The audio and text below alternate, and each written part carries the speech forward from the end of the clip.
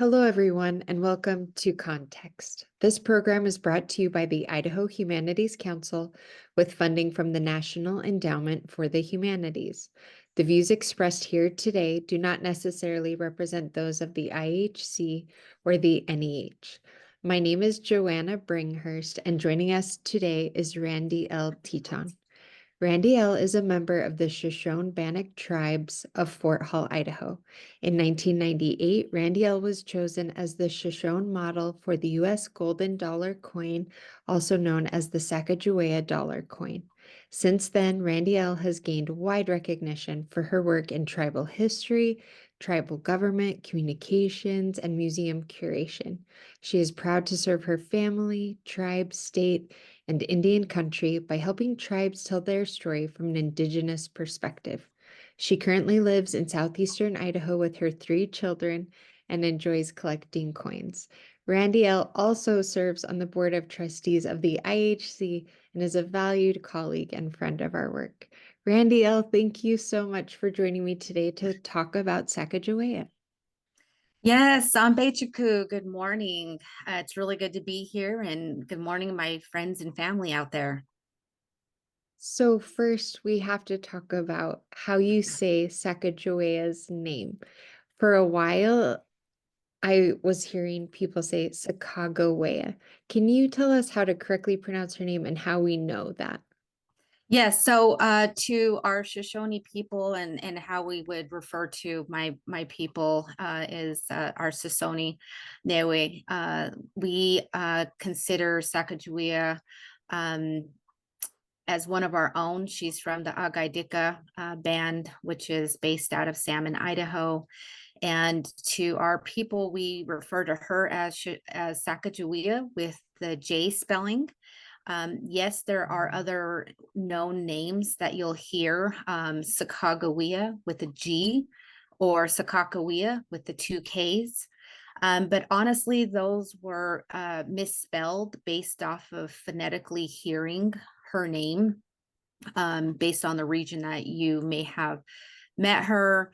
But she was referenced in the Lewis and Clark journals based off of how they phonetically spelled it when they were introduced to her at the Mandan Hidatsa village. So that's where you got Sakakawea, because in their language they have a lot of Ks. But in our language, we always referenced her as Sacagawea. You have a unique and special connection to Sacagawea. Can you tell us more about how you feel about this really remarkable woman and what your history is with her? Well, I just want to first off say that, being of the same tribe as her, we both are Shoshone from Idaho.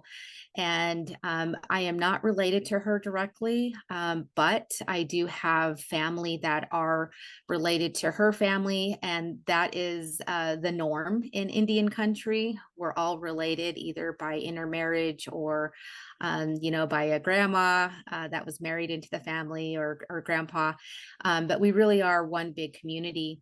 I do want to say that I was very honored and humbled to have been asked to pose as a model for the former artist Glenna Goodacre when I was attending college in Albuquerque at the University of New Mexico. And never in my life did I ever think that I would be part of a huge campaign representation of the beautiful Sacagawea. And so given that opportunity when I was I was probably about 19 years old. It was so long ago. And understanding the process that the U.S. Mint had for the artists to openly seek out their own models. I was very fortunate and, as I mentioned, very humbled to been asked by Glenna to model for her. And one thing that I'd like to add is that being from a museum and history background, when we talked to Glenna, it was really important to make sure that we were historically representing her, in the photos, in anything that we were doing with Glenna. So we got an original deerskin dress from our area that was dated to the 1800s, and it was on loan from a nearby Santa Fe gallery. And so I had my hair in braids. I was wearing some shell earrings, typical of what our women would wear.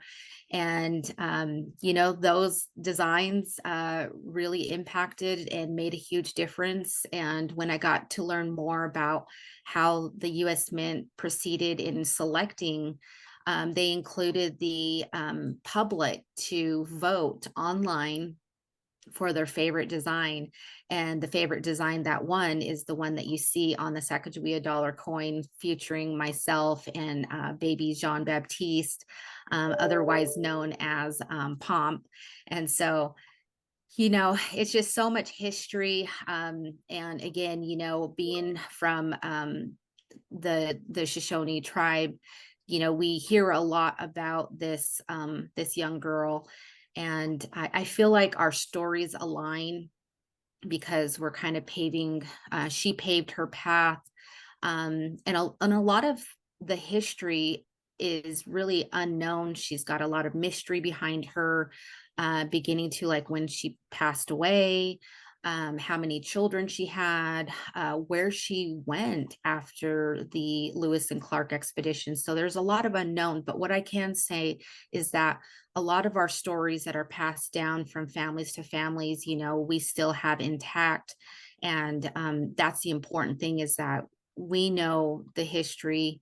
And she lived to be in her 80s, maybe 90s. And, again, I'm just really proud to be part of this project. And she is an amazing, courageous young lady. You recently wrote a graphic novel about her called It's Her Story, Sacajawea, which is illustrated by Allie McKnight. The book just came out and is available in bookstores, online, and from your personal website. Why did you take on this project now? So when I was 14 years old, I took up my first job at the Tribal Museum in Fort Hall. And one of the biggest questions I always received when I was working in the bookshop is more about Sacagawea. And again, I was only 14 years old. And so I started to do my own research. I started to ask questions to our elders that are no longer alive today, to get a better understanding of who Sacagawea was and what she really did. And so, starting at 14, I chose to go into the field of museum studies, which is, not a popular degree choice by many, but I felt that it was important at that age to represent my own people and be able to write books, because when I was doing my research, the books that we had available were all written by white male authors. Most of them were anthropologists and archaeologists and historians. And I just felt that the Indigenous perspective was missing. And, we were well capable of telling our own story, but I think there is a lot of mystery out there on how to get your books written, or how do you get your story written and published. And so I pursued museum studies, and I started delving a little bit.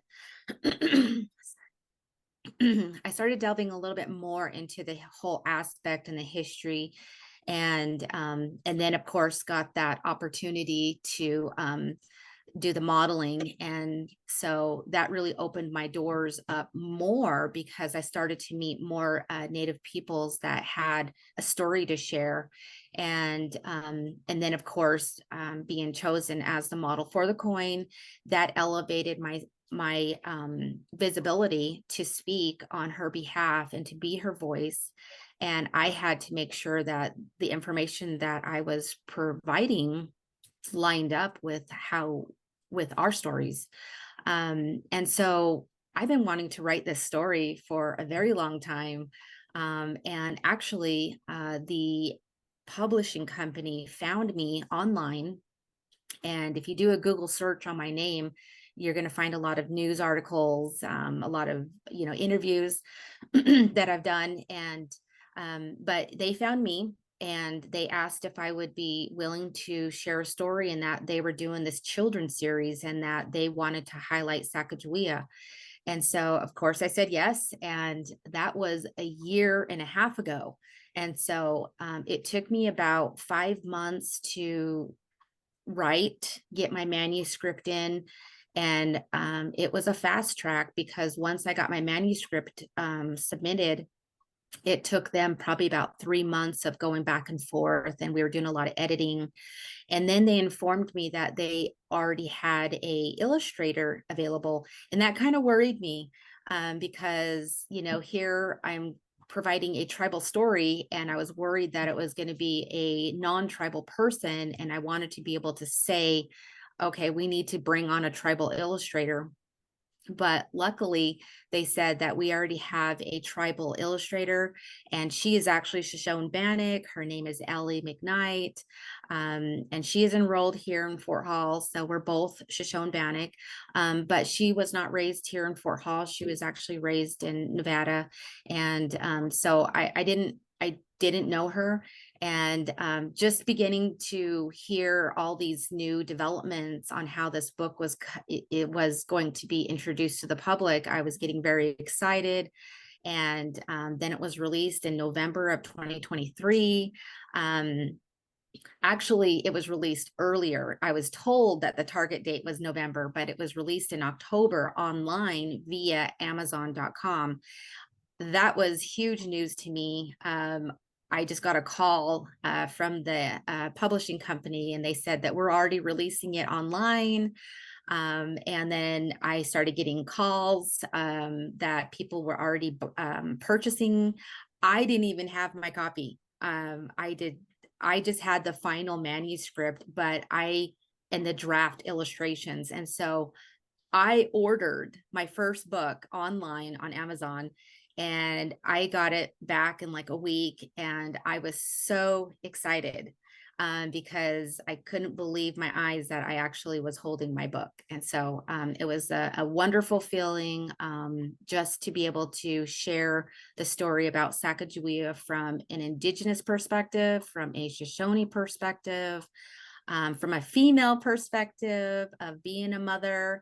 And really the trials and tribulations that Sacajawea had from the very get-go of her being captured at 10 and being enslaved and having a new husband, getting pregnant, and then being placed in a position within the Lewis and Clark expedition, and pretty much taking care of like 25 men to help. She was the only female with the child for 2 years. And I say to my student presentations is that imagine yourself going camping for 2 years and just living off the land. That was natural to her. And that's why she was, essential to the expedition. But she really did provide her survival skills. She was able to provide, her knowledge of the land. And so, if it wasn't for her, the expedition wouldn't have been successful. I really enjoyed reading the book, and because it is geared toward younger readers and is a graphic novel, I was kind of reading it with my mother hat on, but I was so touched by the careful attention that you gave and descriptions of her role as a mother and as a caregiver of this expedition.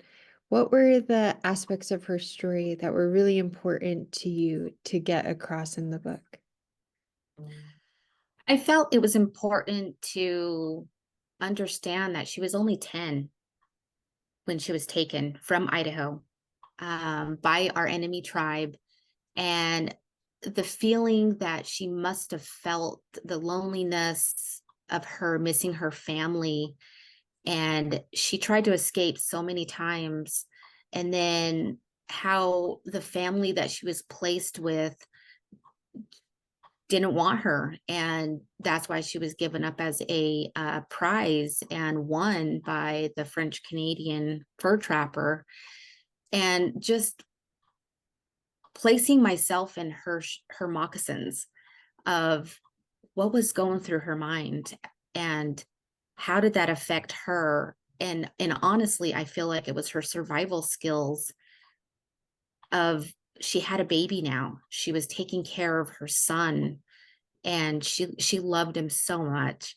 And and that's even in the Lewis and Clark journals, when I read them years ago, you can tell that she was very, very caring, to not only giving her attention to her baby, but to the rest of the expedition. And if she had some food, she shared it as much as she could. She shared her knowledge of what kind of roots and berries to pick and which ones not to, the herbs to use when they got sick. But I felt like it was important to bring that Shoshone perspective that has been lacking in a lot of literature about Sacajawea.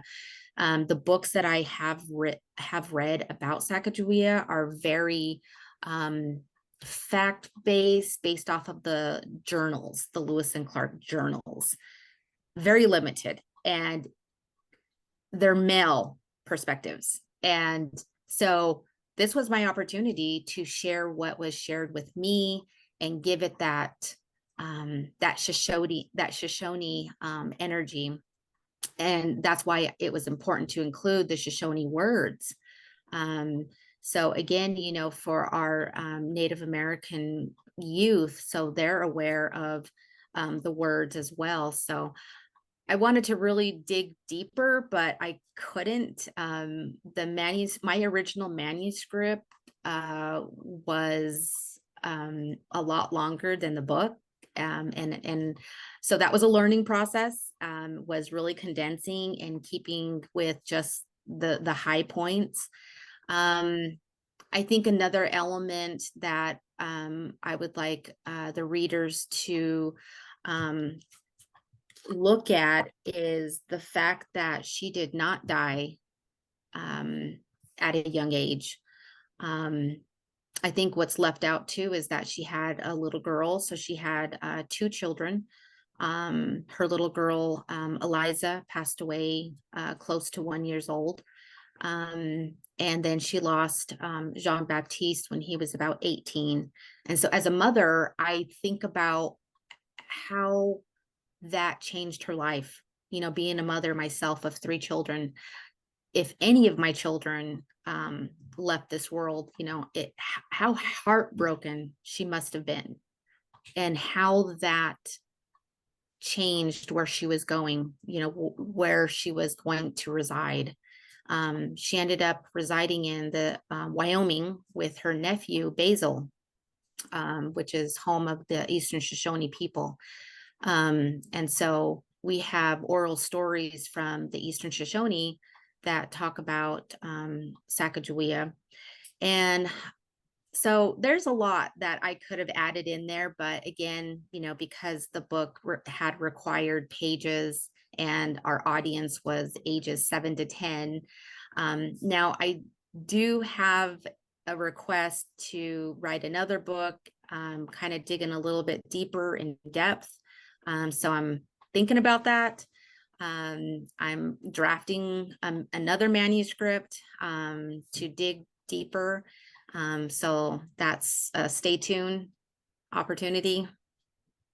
I'm so happy to hear it. It really was moving to me to read this book about Sacagawea, where she is the heroine. She is not one of the cast of characters. She is the heroine, and her actions really were instrumental in the story that we've heard in the past. Some of the things in your book were new to me, and I realized that a lot of her history has been told incorrectly in the past. You brought up that she died young? What are other aspects that have been told incorrectly? I was representing her for the 2 years while I traveled with United States Mint promoting the coin. I had an interesting individual approach me from the Mandan tribe that claimed that they adopted her as their own. And in traditional ways, that's common. But I do think that during that era, when she was there, it wasn't a respectful adoption where they took her in and took care of her. It's a lot different. And so the way I am sharing her story is, again, from a Shoshone perspective. Um, there's a lot of other information floating out there by the Mandan Hidatsas of how they look at her, even to other tribes that may look at her and her role with the Lewis and Clark expedition. It was not always looked at in a positive light, her role, and she was not looked at as a hero. And that's one of the things that is not talked about. And it is important to understand that she was so young and she was basically forced to do what her husband asked her. Lewis and Clark specifically chose her because of her age. She was young, and they felt that she was strong enough to survive the expedition. She had fresh knowledge of the land. She had the knowledge of the language. And so they felt that she would assist, Toussaint, her husband, as an interpreter, because he was officially hired by the United States government, and he was paid. He was given land at the completion of the expedition, and she received nothing. No money, no recognition.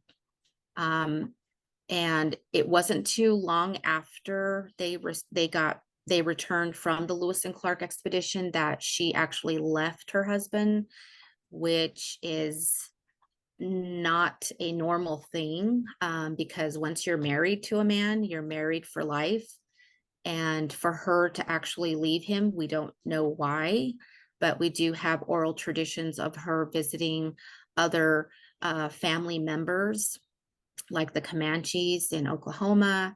And so, you know, when I think about it, I have to think about all of what she was going through and how just that expedition changed her life forever, and possibly for the better, because she was no longer enslaved. She was the property of her husband, and she had the strength to leave him. And she also had the strength to allow her son to be sent off to St. Louis. And the reason why is she wanted him to have a better future. She wanted him to be educated, and he spoke, 5 different languages. He spoke Shoshone, English, French, Spanish. He did some studies in Europe. And then when he was done, he returned back home, and he became just like his mom and his dad. He enjoyed living off the land. And it was really sad to hear that he did pass away at such a young age. He did not get married. He did not bear children. So Sacajawea does not have any direct family line from Sacajawea because her 2 children passed away at such a young age. So those are things that are not talked about. And in fourth grade history, um, at least from when I was going to school. When you talk about Sacajawea, it's really just in general that she was there with the Lewis and Clark expedition. She was Shoshone from Idaho, but I am very motivated to work with the state of Idaho to start making those changes, adding in more narrative, adding in more of the history, having more curriculum added, so that way the kids are really learning more about Idaho history and how this beautiful young girl made a huge impact to United States history. And it was only 200 and some years later that she was finally recognized for her contributions. And I think that's huge. And I think that's a big win.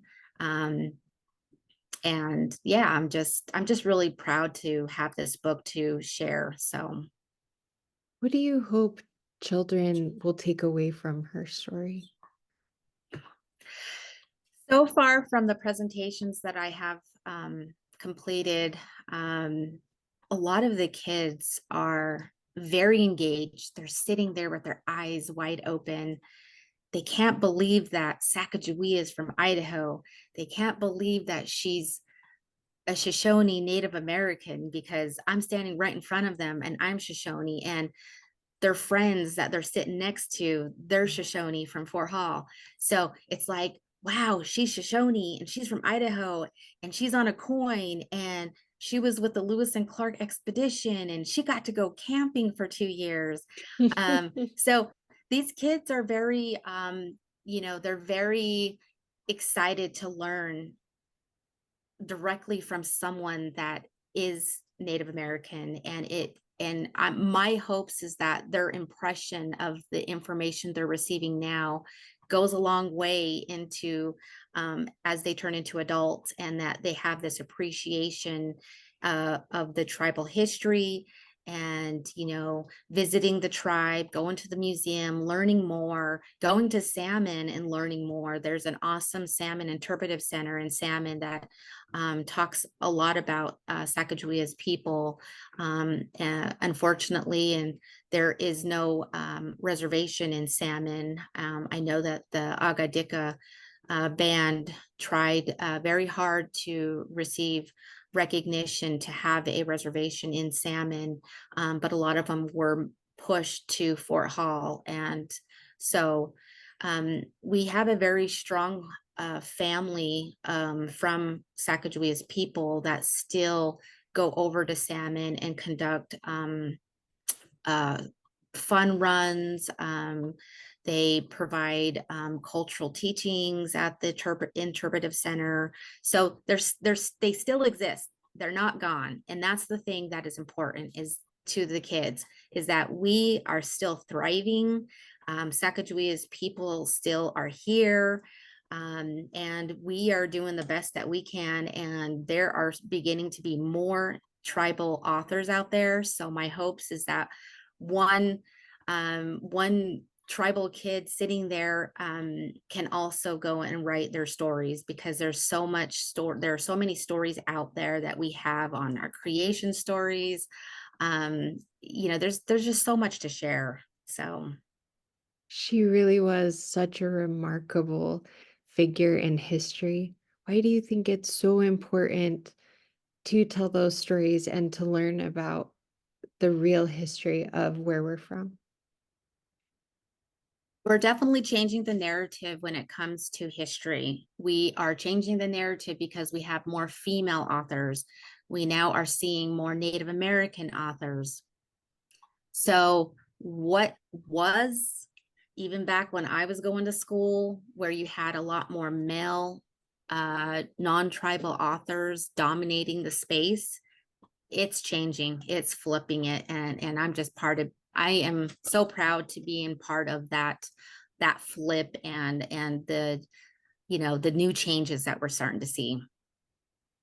Randy, this book really is a gift for all Idahoans to have this really beautiful insight into one of our heroes that's from Idaho, and to get to know about history from the perspective of her people and her family is a treasure. So thank you so much for joining us today, and thank you for writing the book. In my language, we say "us." Thank you so much. And thank you for IHC for giving me the space and the time to share my story. And like I mentioned, if you have the time, anyone listening, go out to the Tribal Museum in Fort Hall or the Interpretive Center in Salmon, Idaho to learn more. And you can also go to my website, randylteton.com. Thanks. Thank you so much. And I hope you do have that next book coming with even more detail. Yes. Thank you.